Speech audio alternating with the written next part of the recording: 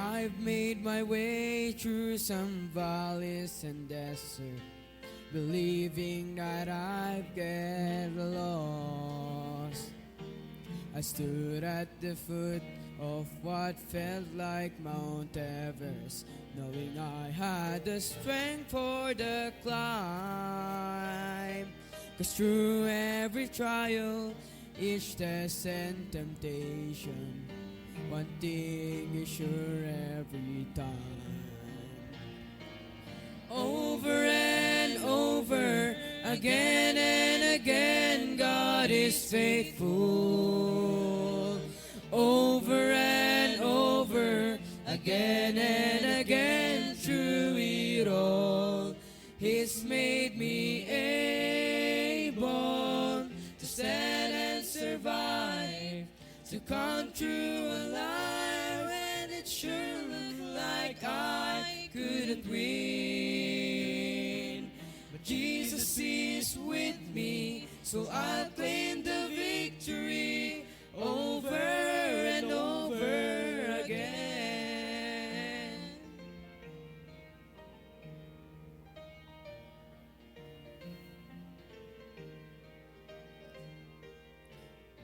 Ask me why, I have no hesitation. God does what He says He will do.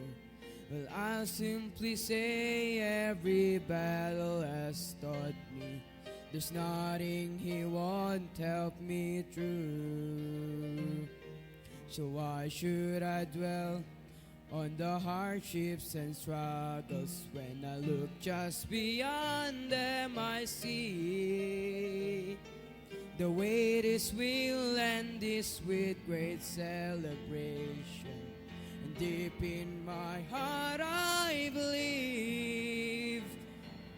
Over and over, again and again, God is faithful.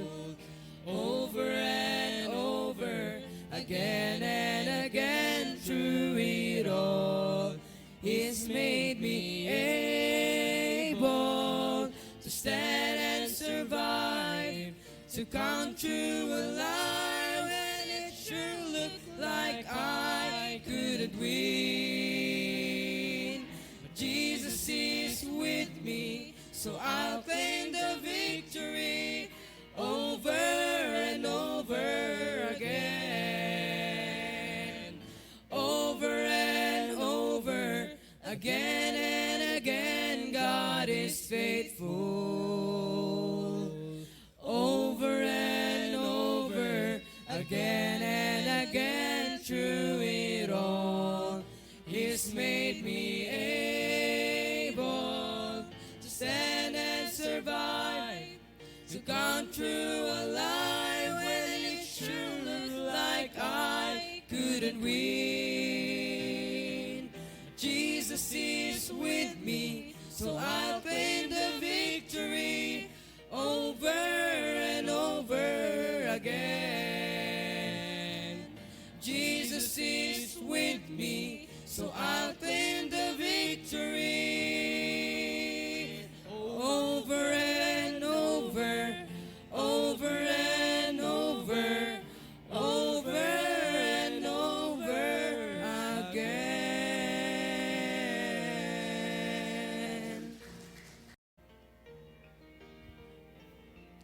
Yes.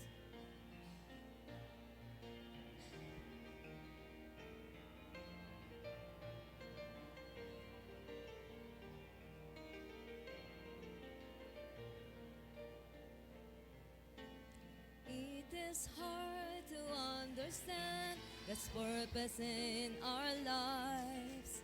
It is hard to obey the perfect will of God. But all we need to do is to trust Him with all our heart, because God is faithful every time. God is faithful every time. He will never leave you. God is faithful every time. He will now protect you. Oh,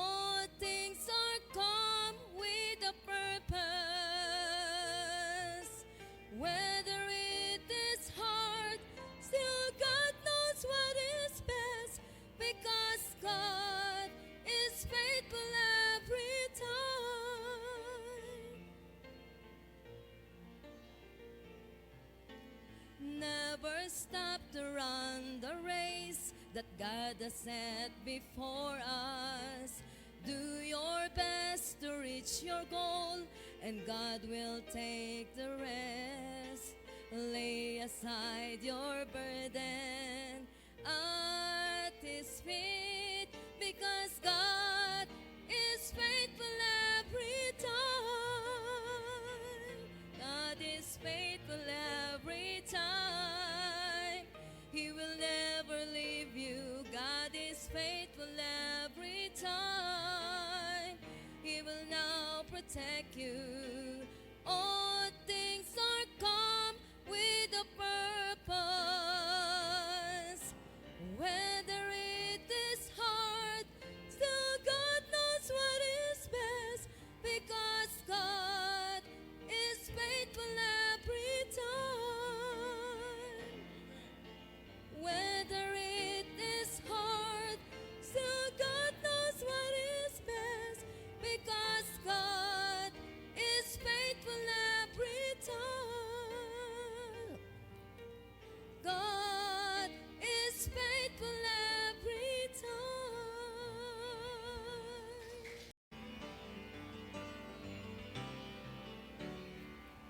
Lately I've been through some testing and trials. Felt like a detour that went on for miles. But standing here now looking back, I can say, Lord, I'm thankful. Some storms I thought I would never survive, but here I am feeling so strong and alive. The darkness is past and the morning is bright, and I'm thankful. Lord, I'm thankful like David after Goliath, like Paul and Silas after the jail. I'm thankful like Daniel after the lions. Lord, I'm thankful, thankful like Noah back on dry ground.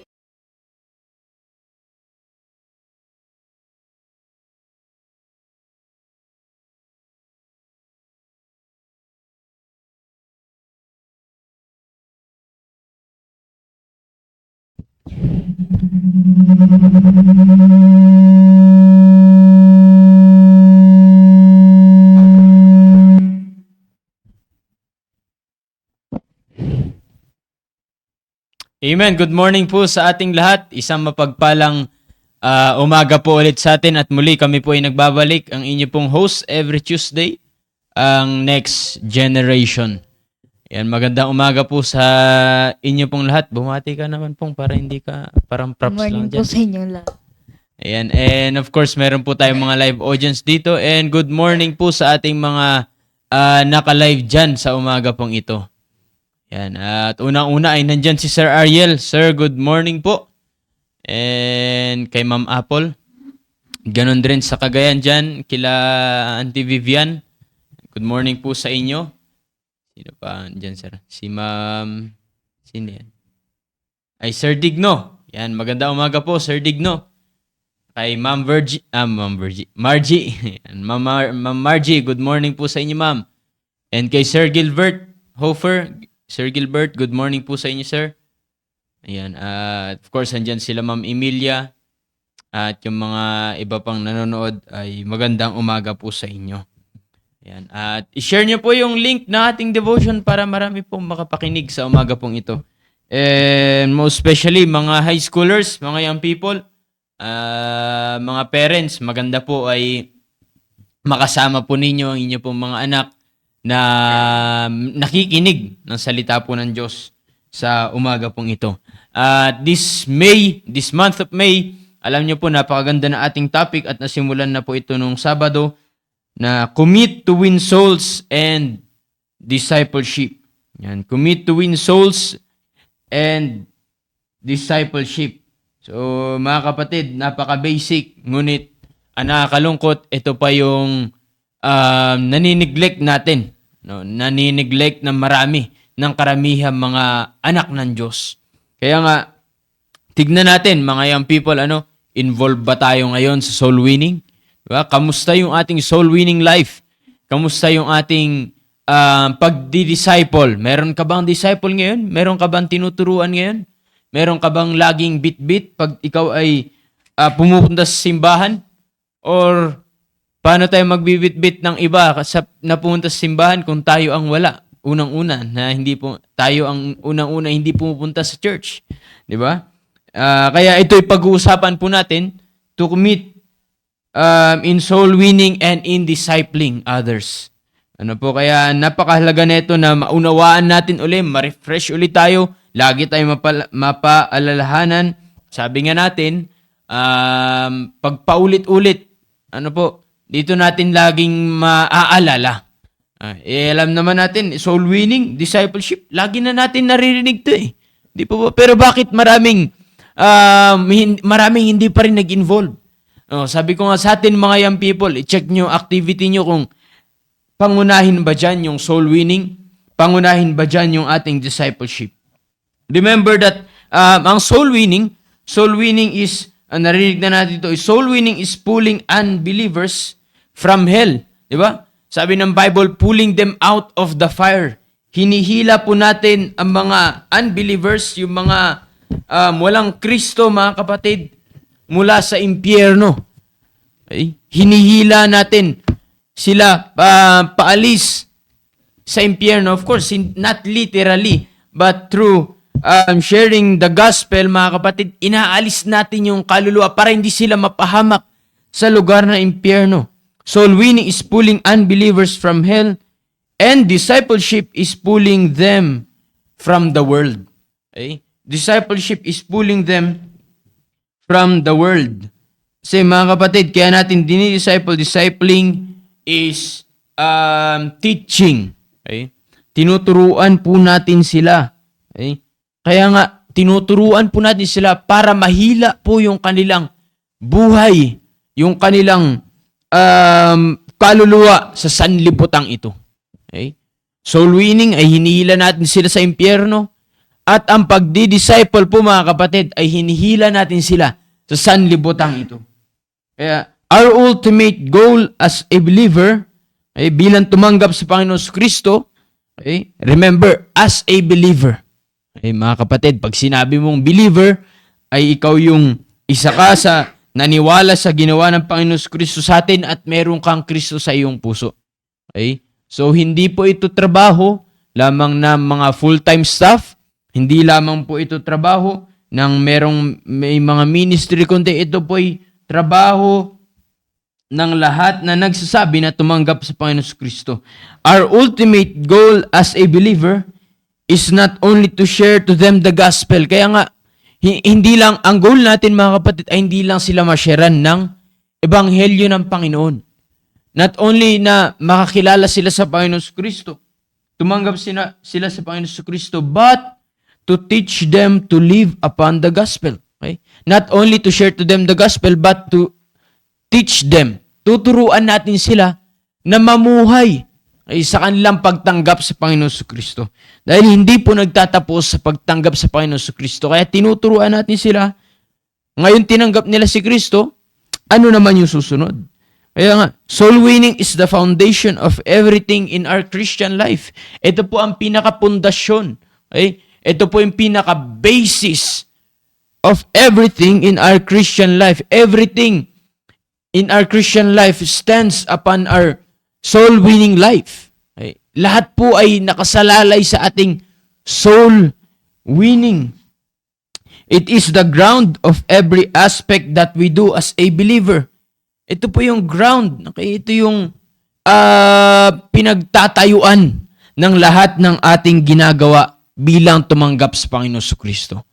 That's why soul winning and discipling is very important to understand, mga kapatid. Kaya tuturuan po na tayo dito, mga young people, mga kapwa young people, that we have to commit our life in winning souls and in discipling others.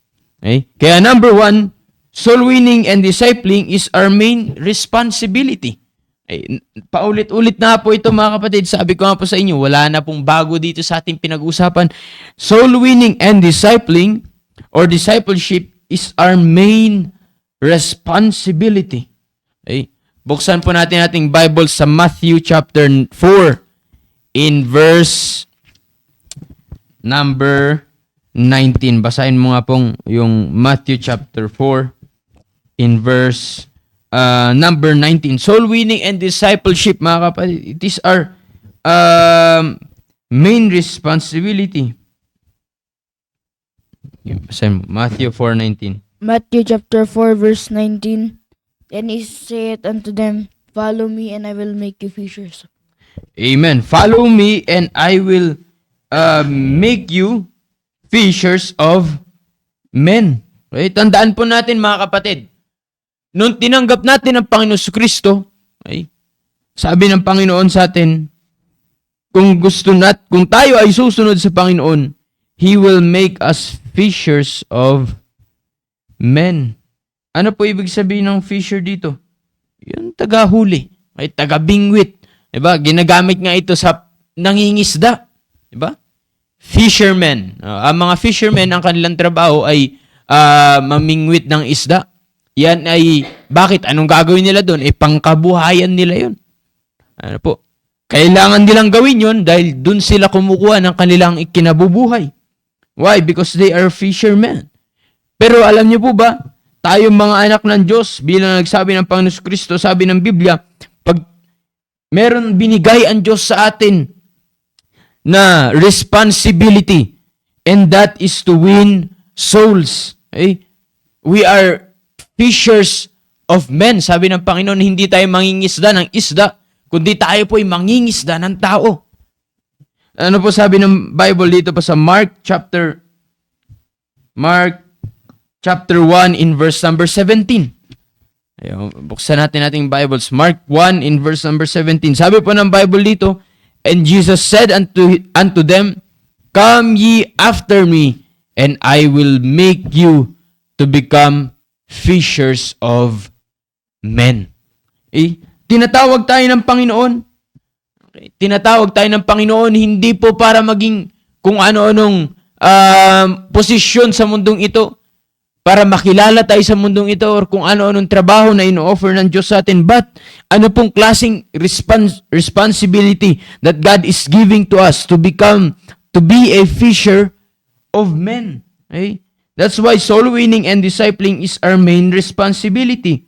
Having a responsibility is the state of being accountable. Okay? Ito po'y pananagutan natin, or answerable, as for a trust or office, or for a debt. Ito ay katungkulan natin na kinakailangan gawin po natin. Ito ay ating katungkulan. Tungkulin natin ito bilang isang nagsasabing tumanggap sa Panginoong Hesukristo. Kaya kinakailangan nating gawin. Bakit? Pananagutan po natin ito sa Panginoon. Responsibilidad natin. Okay? Pananagutan natin ito sa Diyos. Every believer's main responsibility is to win souls. Ito ay katungkulan ng bawat mananampalataya. Okay? Sabi ko nga po sa inyo, bilang pag sinabi mo tinanggap mo ang Panginoon Kristo, merong iisang trabaho na ito ay binigay ng Diyos sa atin, na ito dito tayo nakatuon. Ito ang pinaka-focus ng ating buhay bilang isang anak ng Diyos, at walang iba kundi yung pag-soul winning and discipling. Pagtuturo ng mga tao. Okay? Ano po sabi ng Bible dito? Psalm chapter 126. Yan. Psalms chapter 126. Tignan natin ano sinasabi ng Bible. Kaya makikita ninyo, hindi lang po ang New Testament ang nagsasabi patungkol sa soul winning. Okay? Meron din sa Old Testament. Ano po Psalm 126 in verse number 6. Naman to. Psalms chapter 126 in verse number 6. Sabi po ng Bible dito, He that goeth forth and weepeth, bearing precious seed. Okay? Tandaan ninyo, isa sa title ng Word of God is a seed.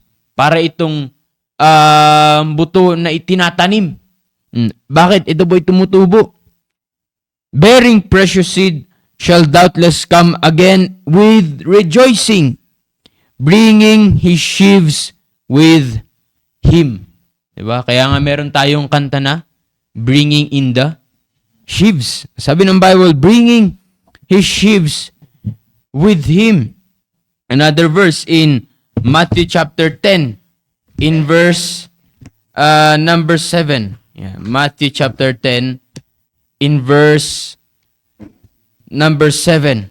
Kaya nga, tandaan po natin mga kapatid, na responsibilidad natin ito bilang isang tumanggap sa Panginoong Hesukristo. Kaya nga kung nagsasabi ka na anak ka na ng Diyos, tinanggap mo si Kristo, kinakailangan nagso-soul winning po tayo. Kinakailangan nagdi-disciple tayo. Kinakailangan merong tayong commitment to win souls and disciple others. Sabi ng Bible, and as ye go, preach, saying, the kingdom of heaven is at hand. Okay? Sabi ng Bible, go rather to the lost sheep of the house of Israel. Utos ng Panginoon sa mga kanyang apostles. And tayo rin mga tumanggap sa Panginoon Kristo. Inutusan tayo ng Panginoon to preach the gospel, to share the gospel. Okay? Tandaan po natin na ito ay tagubilin ng Diyos sa atin. Okay? Or tungkulin natin. Okay? Alalahanin na lamang natin. Sabi nga natin, Pastor, remember, mga kapatid, that every one of us is the product of soul winning. Every one of us is a product of soul winning. Okay? Lahat po tayo ay bunga ng soul winning at discipleship. Okay? Wala po tayo dito ngayon kung walang nagbahagi sa atin ng ebanghelyo ng Panginoon. Wala po tayo dito ngayon kung walang nagturo sa atin. Wala po tayo ngayon kung walang nag-disciple sa atin. Okay? Someone also became responsible in sharing the gospel to win us and discipled us. Okay? Merong mga taong naging responsible rin mga kapatid sa kanilang tungkulin na nag-share ng salita ng Diyos ng ebanghelyo ng Panginoon at nagturo sa atin kaya tayo po ay nandirito ngayon. Kaya nga ngayon naman na tayo po ay nandirito, ngayon mga kapatid, tayo rin naman ang magtatrabaho. Okay? Tayo na rin ang merong daladala ng katungkulan na ito na ibahagi sa iba yung ebanghelyo ng Panginoon at turuan po sila na mamuhay sa Panginoong Hesukristo. That's why we have to commit our life in soul winning and in discipleship. Why? Because it is our main responsibility. Ito yung pinakatungkulin natin bilang isang anak ng Diyos. Hindi po natin pwedeng sabihin na ako ay basta hindi ako magso-soul winning. Ang trabaho ko lang ay magbigay ng tithes and offering. Hindi po pwede yun. Okay? Pag sinabi mo na anak-anak ng Diyos, mga kapatid, you have to win souls. You have to disciple. Okay? Hindi po natin pwedeng sabihin na ako, choir member lang ako, kaya hindi ako magso-soul winning at mag-disciple. No, remember that all of the ministries that we have, ang pinakapundasyon niyan ay soul winning. Okay? When we lost our love in soul winning, we will lose our love in our ministries. Why? Because soul winning and discipleship, it is our main responsibility. Kung yung pinaka-tungkulin mo ay hindi natin gagampanan, yung mga ministries natin ay hindi mo rin magagampanan. Kaya dito po sa ating simbahan, tinuturuan muna tayo na mag-soul winning bago tayo pumasok sa mga anuman pong ministry natin dito sa simbahan. Kasi sabi nga natin, bago tayo magpakalalim-lalim, ay doon muna tayo sa basic. Di ba? Doon muna tayo sa pundasyon. Kaya nga po mga kapatid, tandaan po natin na trabaho natin. Okay? Trabaho natin na mag-win ng kaluluwa at mag-disciple. Sabi ko nga po sa inyo, alalahanin na lamang natin. Kung wala nag-share sa atin at nag-disciple sa atin, ay wala rin po tayo dito. Okay? Kung wala po tayo dito, wala nagpahayag sa atin ng ebanghelyo ng Panginoon, nagpakilala sa atin ng Panginoon Kristo at nagturo sa atin kung paano mamuhay ng maayos. Okay? That's why we have to commit in soul winning and discipleship because number one, it is our main responsibility. Okay? Not only that it is our main responsibility, but number two, soul winning and discipling is God's commission to every believers. Okay? It is God's commission to every believers. Commission means a charge, an order. Okay? Ito po ay mandate. It is an authority given. Okay? Ito po ay utos ng Diyos. Okay?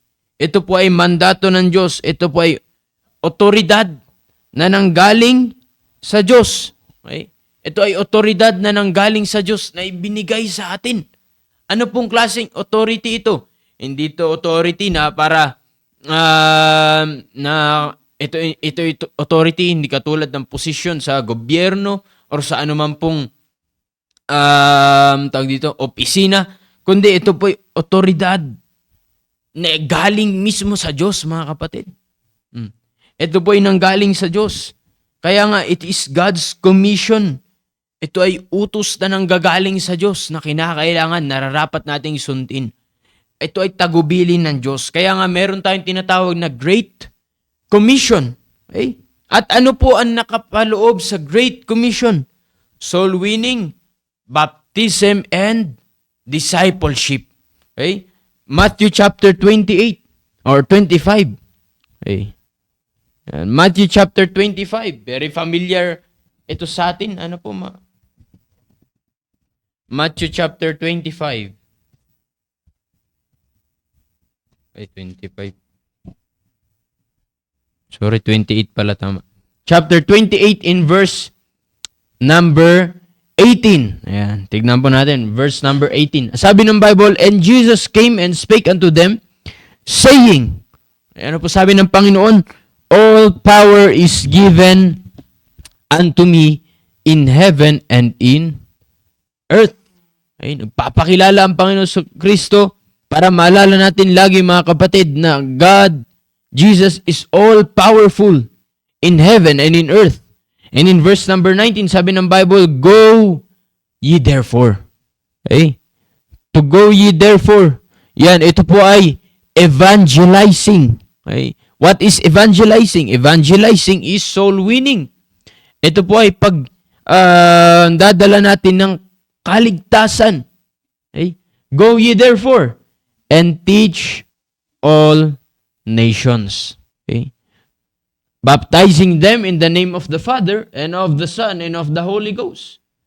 In verse 20, teaching them to observe all things. This is discipleship. Tuturuan natin na observe, practice. Okay, gawin, isa pamuhay, ano po yun? Whatsoever I have commanded you. Yung mga inuutos ng Diyos sa atin mula po sa kanyang salita, ito po yung ituturo natin kung paano gawin, kung paano practicein, kung paano isa pamuhay. Kaya nga, andito po, discipleship. And lo, I am with you always, even unto the end of the world. Amen. Okay? Kaya nga, ito ay komisyon ng Diyos, ito ay inuutos ng Diyos sa atin na kinakailangan gawin natin, mag-share tayo ng gospel at tayo po ay magtuturo sa kanila. Tuturuan natin sila. Okay? Tuturuan po natin sila paano mamuhay. Kaya nga tandaan po ninyo, ito po ay utos ng Diyos sa atin bilang tumanggap sa Panginoon Kristo at bilang naidagdag sa simbahan ng Panginoon. Okay? Ito po ay pinakatrabaho ng church. Okay? Maalala po ninyo, ano po ibig sabihin ng church? The church is an organized, baptized believers. Okay? Baptized believers who are joined together in one doctrine and in fellowship and in carrying the Great Commission. Ito po ay trabaho natin na dalhin. We are commanded by God to carry the Great Commission. Ito ay lagi nating dala-dala. Ito po ay lagi nating hawak. Okay? Kung saan man tayo pumunta, ito ay dapat lagi nating dala. Diba? Kaya, ang tanong, ang bawat isa po sa atin, sinasabi natin, anak tayo ng Diyos, sinasabi mo, tumanggap ka sa Panginoon Kristo. Dapat ang lagi nating dala ay walang iba kundi yung pag-share ng salita ng Diyos. Okay? Ito yung number 1 na dala-dala natin lagi. Mga kapatid, huwag natin kakalimutan na saan man tayo pumunta, ang dapat dala-dala natin ay ang salita ng Diyos. Kaya nga po, we are commanded by God to win souls and disciple others. Okay. Another verse in Mark chapter 16. Mark chapter 16.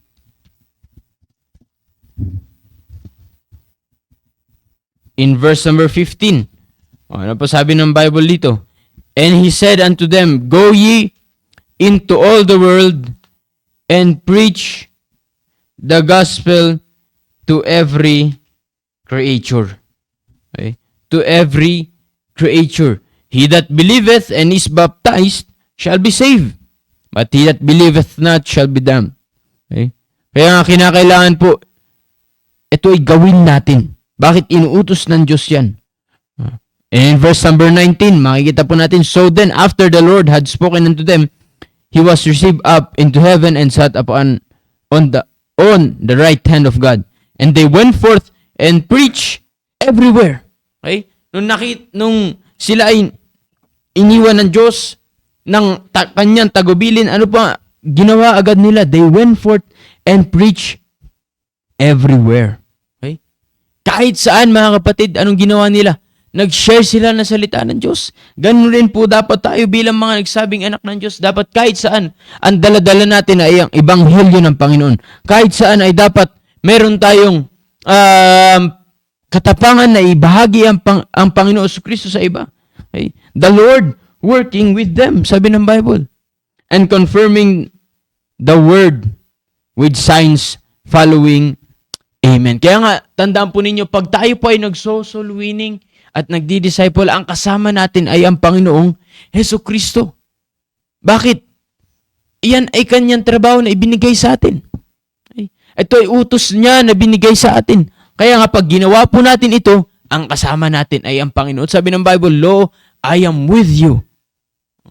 Sabi ng Panginoon Hesukristo. Kaya nga, mga kapatid, kung magtatrabaho tayo, dapat doon na tayo sa trabaho na kasama natin ay ang Panginoon. Diba? Ang kasama natin ay ang Panginoon. Wag po tayo mag-focus sa mga kung ano-anong gawain na hindi naman natin kasama ang Panginoon na hindi Panginoon ang naitataas, mga kapatid. Naniniwala tayo na kahit saan kasama natin ang Panginoon. Pero, mga kapatid, ang soul winning, ito ay trabaho na kung saan ang naitataas ay walang iba kundi ang Panginoong Hesukristo. Okay? Kaya nga, kinakailangan matutunan po natin na mag-commit. Okay? Mag-commit na meron tayong involvement, soul winning, and discipleship. Kaya tignan po ninyo dito sa verse na ito. Nasabi ng Bible, merong kasiyahan sa langit over one sinner that repenteth. Sabi ng Luke chapter 15. Luke chapter 15 in verse number 7. Luke chapter 15 in verse number 7.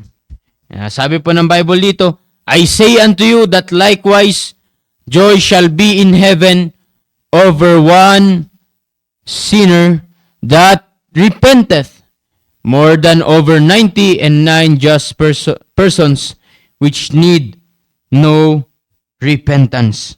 Okay? In verse number 10, sabi ng Bible, likewise I say unto you, there is joy in the presence of the angels of God over one sinner that repenteth. Kaya nga tayo pag nag-soul winning tayo, mga kapatid, di ba? Nung sila ay sumunod sa panalangin at tumanggap sa Panginoon Kristo, hindi po ba masaya rin tayo? Masaya rin tayo. Bakit? Sila ay nakakilala sa Panginoon eh. At ganun din ang langit po, mga kapatid. Tumayo ka nga din. Umalis ka dito. Para hindi ka nakikita sa mahiya ka naman. Umalis ka dito. Kaya nga, meron tayong kasiyahan, mga kapatid. Meron tayong kasiyahan pag tayo ay nag-share ng kaligtasan. At hindi lang po yun, kundi sabi ng Biblia, yung langit masaya. Diba? One sinner, sabi ng Biblia, iisa pa lang yan, ha? Iisa pa lang yan, pero masaya na po ang kalangitan. And how much more kung more than one ang ating masasyaran ng ebanghelyo ng Panginoon. Di ba? E di mas lalong masaya ang kalangitan. Kaya nga po, mga kapatid, sabi ko nga po sa inyo, Soul winning and discipling is our main responsibility. It is God's commission to every believers. Kaya nga, ito po ay inuutos ng Diyos, kaya kinakailangan gawin po natin, gampanan po natin. Kailangan ito'y makita po sa atin lagi. Kinakailangan ito yung dala-dala natin. Kinakailangan ito yung dala-dala natin lagi. At pag tayo po ay nagsosoul winning, mga kapatid, hindi lang po tayo ang masaya, kundi ang pinapasaya natin ay langit, kundi ang Diyos. Di ba? Oh. Kaya nga sabi ko nga po sa inyo, mag-focus po tayo sa gawain na ang unang-unang pinapasaya natin ay walang iba kundi ang Diyos. Naniniwala po ako na gusto natin masaya ang Panginoon sa ating buhay. Okay? Naniniwala po ako na gusto natin pasayahin ang Panginoon. Ano po? Pero ang nakakalungkot, gusto nga natin na masaya ang Panginoon, pero hindi naman trabaho ng Diyos ang ating ginagawa. Diba? Hindi naman yung trabaho ng Diyos na kung saan tayo ay nakatuon. Diba? Gusto mong pasayahin ng Panginoon, pero iba naman ang ginagawa natin. Diba? Ibang activities naman tayo nakatuon. Gusto natin na mapasaya ang Panginoon, pero wala naman po tayo involvement sa soul winning. Diba? Lagi nga ang ina-example natin, Pastor, pag sa ibang pupuntahan, pag pupunta ng magsiswimming. O, di ba? Excited. Gabi pa lamang ay naka-prepare na yan. O, gustong-gusto sumama. Pero bakit pag sa soul winning, di ba? Ni-remind mo na ng ganitong oras ay dapat nandito na tayo. Dahil dito tayo mag-soul winning. Pero bakit hindi pupunta, di sumisipot? Di ba? Or pupunta man pero sa pilitan, pinipilit pa. Oh, di po ba? Pag soul winning, kinakailangan po, kaya tinuturuan tayo dito na i-commit talaga natin. Okay? Magkaroon po talaga tayo ng commitment sa Panginoon. Ano po? Kaya kinakailangan, ito po yung pundasyon natin, kaya kinakailangan hindi po natin ito kakaligtaan. Hindi po natin ito kakalimutan. Kaya nga po, pinapaalala ng Diyos sa atin na kinakailangan mag-commit po tayo sa soul winning at sa pagdi-disciple. Bakit po? Tungkulin mo natin to bilang isang tumanggap sa Panginoon Kristo. Okay? It is God's commission for every believers. Ito po ang pundasyon ng lahat ng ating ginagawa sa ating buhay bilang isang Kristiyano, bilang isang anak ng Diyos. Kaya nga po, sabi nga po sa inyo, hindi po trabaho ito ng mga full-time staff, hindi trabaho ng mga staff dito. Kundi mga kapatid, pag sinabi mong anak ka na ng Diyos, tumanggap ka sa Panginoon Kristo, trabaho mo to. Okay? Tungkulin mo ito. Ito'y inuutos ng Diyos sa atin. Oh. Ito ay inuutos ng Diyos sa atin. Kasi pag mga kapatid, pansinin po ninyo yung mga nagsasabing anak ng Diyos, na walang involvement sa soul winning, ay yan yung mga anak rin ng Diyos na nagsasabi na hindi consistent sa pagpunta sa simbahan. Diba? Mga kapukayang people, bakit hindi tayo consistent sa pagpunta sa church? Kasi unang-una, wala tayong involvement sa Great Commission. Nakakalimutan natin yung pinaka-responsibilidad natin bilang isang tumanggap sa Panginoon Kristo. Bakit hindi nakafocus sa ministry? Bakit hindi tuloy-tuloy sa ministry?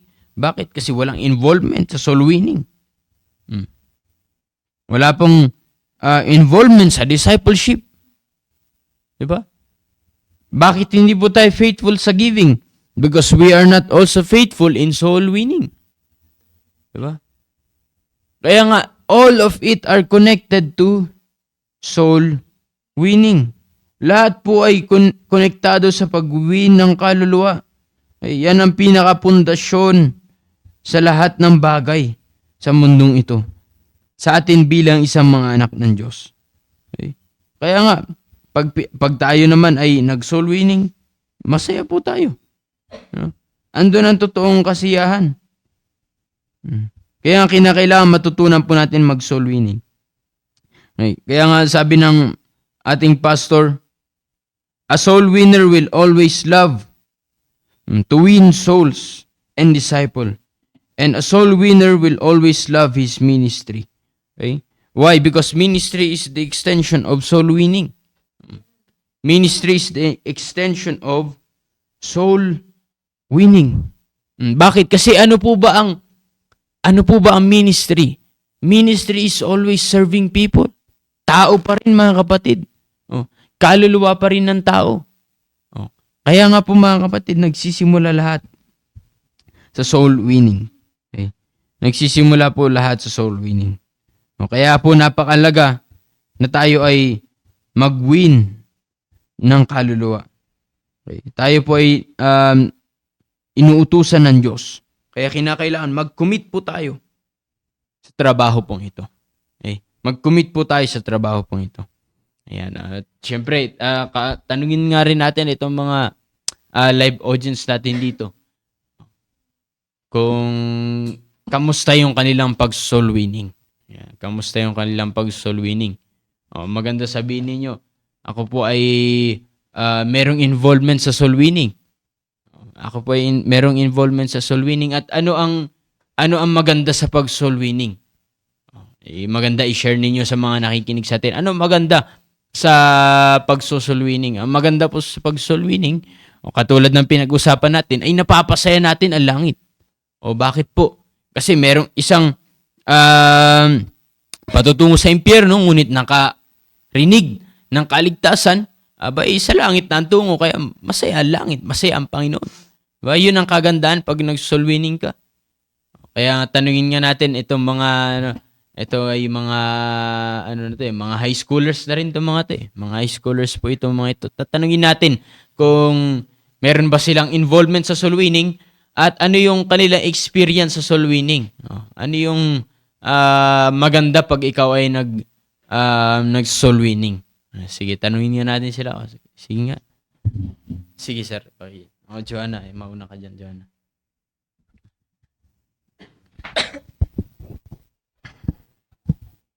Sige.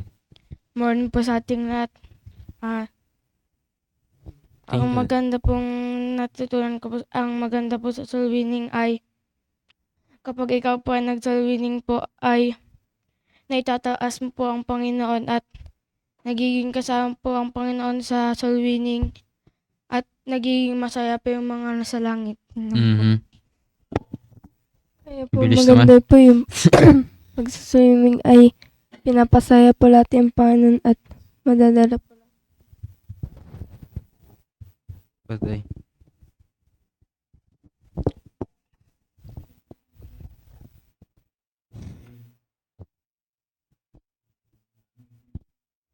Ano? Sige, Sasi. Maganda po sa soul winning ay natututo po tayo at napapasaya po natin ang Panginoon. Good morning po sa ating lahat. Ang natutunan ko po ay kaya napapasaya natin ang Panginoon sa soul winning at sa pagdadala ng bisita. Good morning po. May involvement mo ako sa soul winning at masaya po sa soul winning dahil pag nagso-soul winning po tayo, soul winning is pulling believers from hell. At pag nagso-soul winning po tayo, na gagawa po natin yung utos ng Panginoon at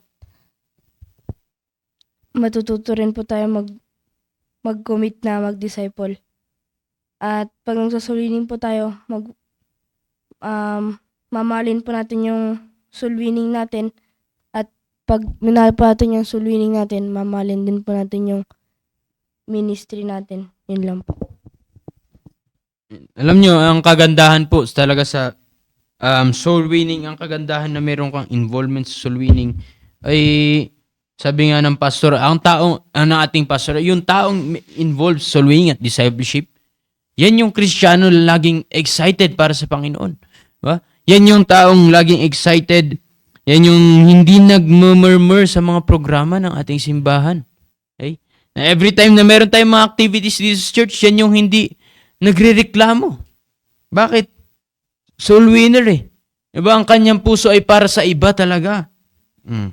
Kaya nga, ang totoong nag-share ng kaligtasan, ng ebanghelyo ng Panginoon, ay talagang, yun rin po yung sumusunod sa salita ng Diyos. Yun yung sumusunod sa salita ng Diyos. Yan yung hindi nagrereklamo. Kaya nga, tignan po natin dito sa 1 Corinthians chapter 9 in verse number 14. Sabi ng Bible, even so, hath the Lord ordained that they which preach the gospel should live of the gospel.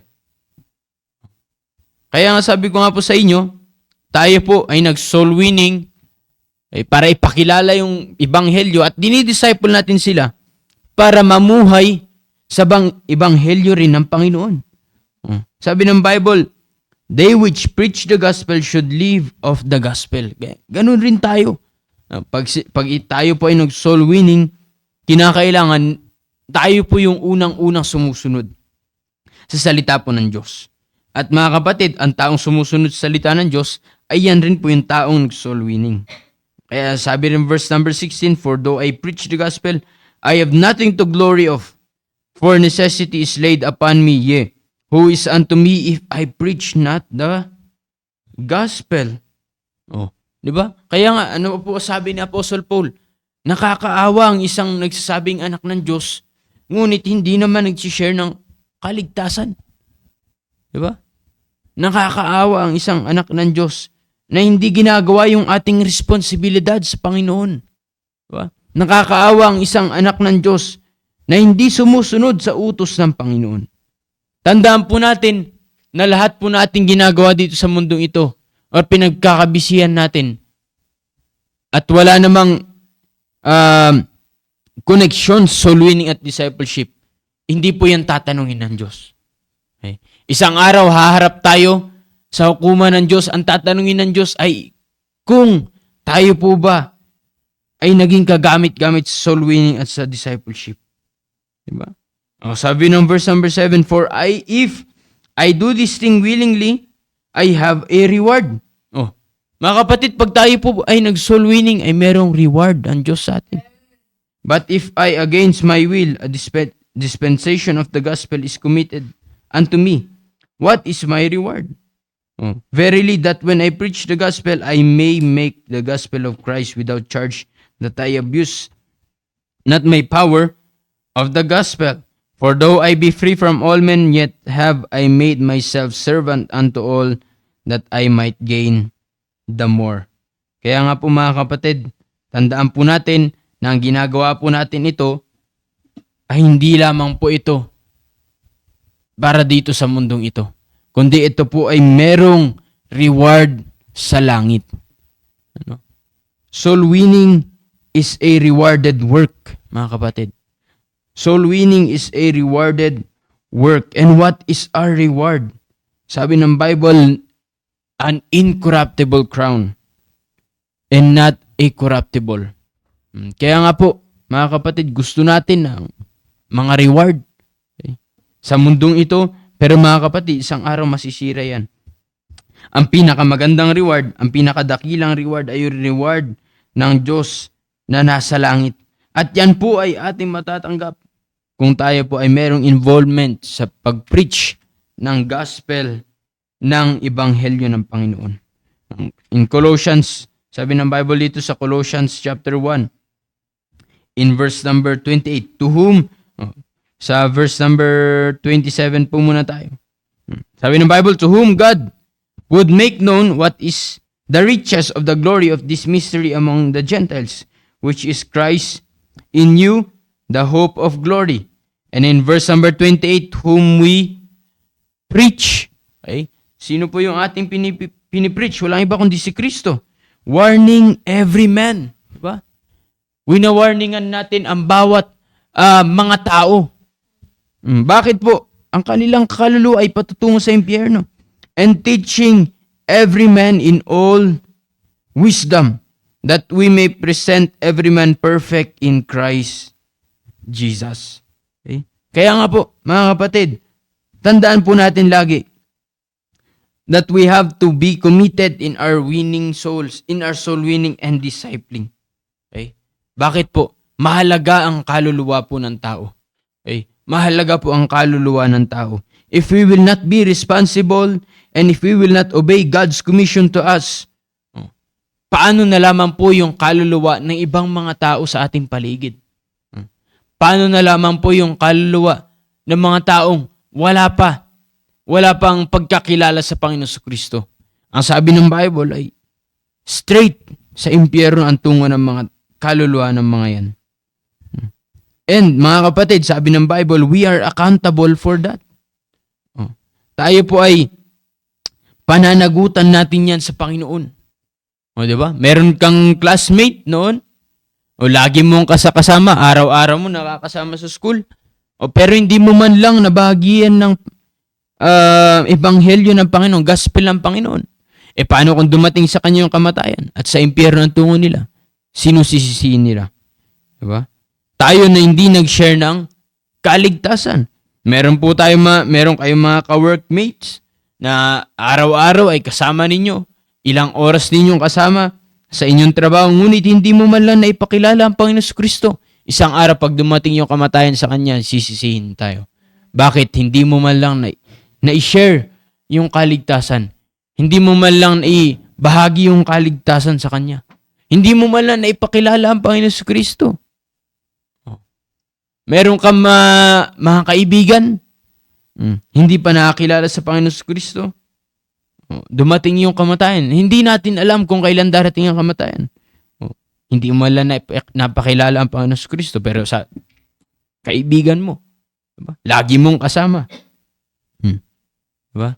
Napahamak yung kaluluwa sa impyerno. Remember that we are accountable for those souls. We are answerable for those souls. That's why, mga kapatid, we have to commit. Maging committed tayo. Okay?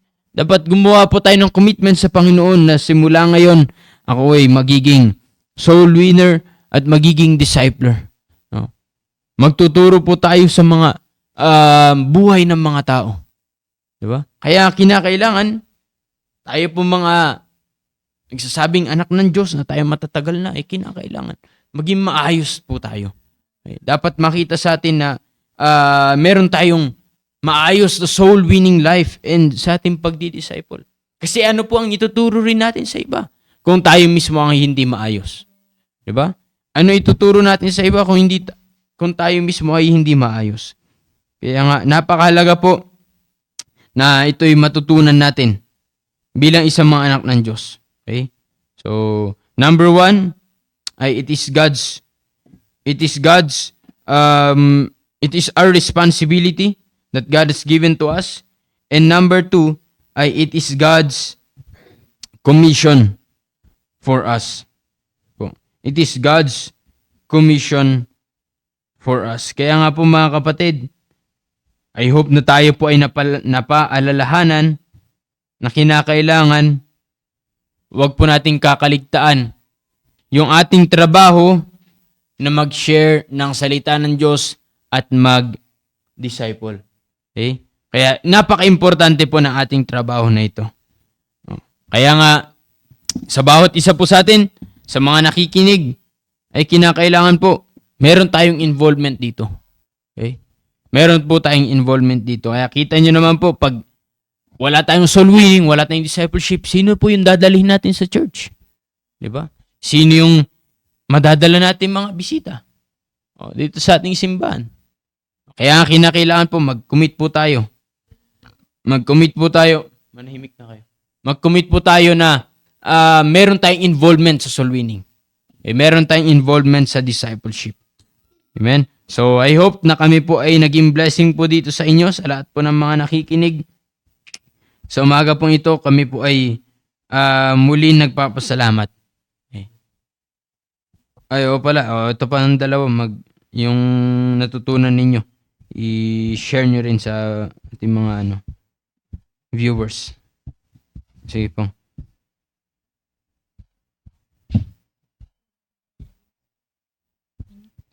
Sa akin po, kaya po masaya ako sa soul winning kasi una-una po yung first point po, nagagawa po natin ang ating main team. At ganoon din po na napapasaya po natin yung langit.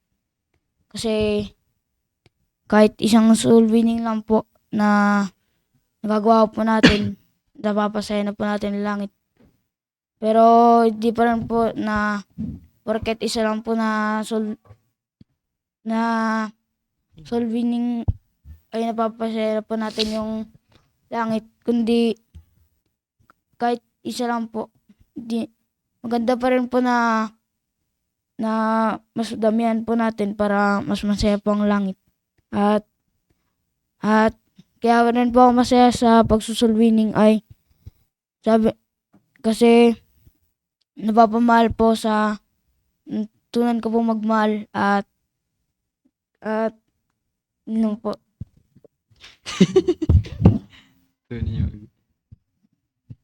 Kaya nga, tama naman.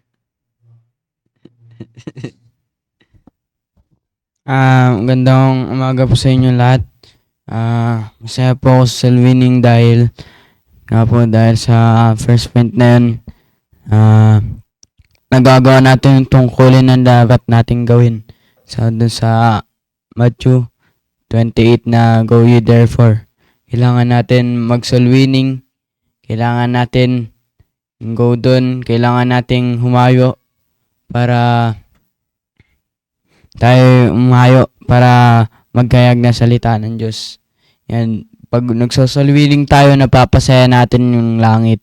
Kaya kung ikaw ay nagsosoul winning, masaya ang langit sa'yo. Kahit isang souls lang yan, masaya ang langit. How much more pag marami tayong nasa soul win. At na-enjoy ko po yung pagsosoul winning dahil pag nagsosoul winning ka, binabawasan mo yung pupunta sa impyerno na mga tao. Yan. Kaya yung mga hindi naman tayo nagliligtas pero nagiging instrumento tayo para maging mabawasan yung pupunta sa impyerno at mas marami yung pupunta sa langit. Kaya masaya pong mag-involve sa soul winning kasi ito po yung tungkulin natin bilang mga Kristiyano. Amen. Sabi ni Ma'am Mercy, amen po, in soul winning, kailangan po wag ma-delay. Wag mamili ng tao na i-soul win at compassion sa souls. Sabi ni Ma'am. Amen. Totoo po yun, Ma'am.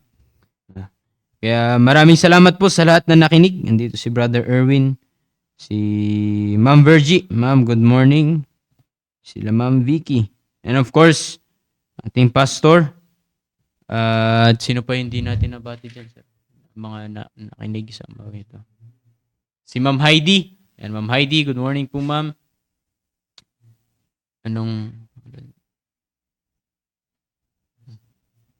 Sino pa hindi natin nabati dyan, sir?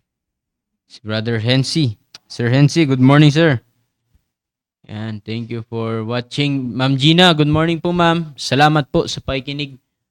At si Ma'am Nelda. Yan, si Ma'am Nelda, ma'am, good morning po.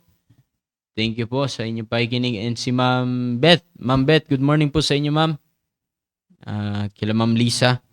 Ayan. So, maraming salamat po sa inyo pong pakikinig. May hope na tayo po ay napaalalahanan po ulit patungkol sa soul winning and sa ating pong discipleship. Ayan. At maraming salamat po sa inyo pong lahat. Tayo po ay magwakas na sa panalangin. Let's pray. Let's pray. Dakilang Diyos, salamat Panginoon. Sa umagang ito, salamat po sa aming natapos na devotion at aming napag-usapan po ulit ang soul winning at discipleship po, Panginoon. Salamat po sa inyong paalala po sa amin na kinakailangan po gampanan po namin ito dahil ito po inyong tagubilin sa amin at amin po itong tungkulin bilang isang mga tumanggap sa inyo, bilang isang mga anak ng Diyos. At maraming salamat po, Panginoon, sa araw na ito na pinagkaloob niyo po sa amin.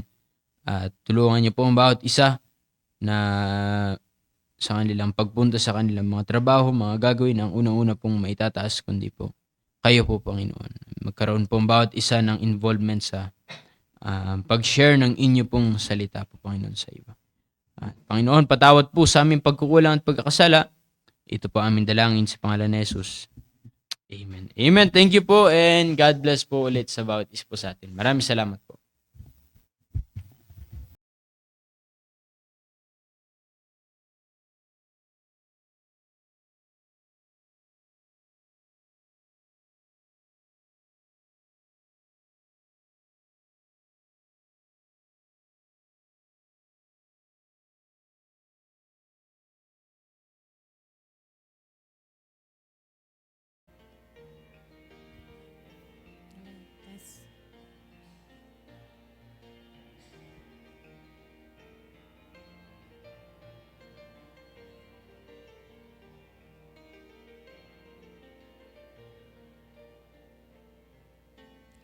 It is hard to understand God's purpose in our lives.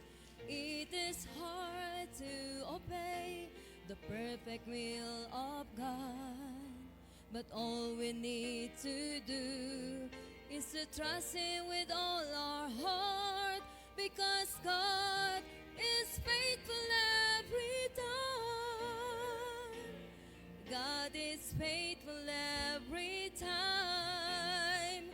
He will never leave you. God is faithful every time. He will now protect you. All things are come with a purpose. Whether it is hard, still God knows what is best, because God is faithful every time.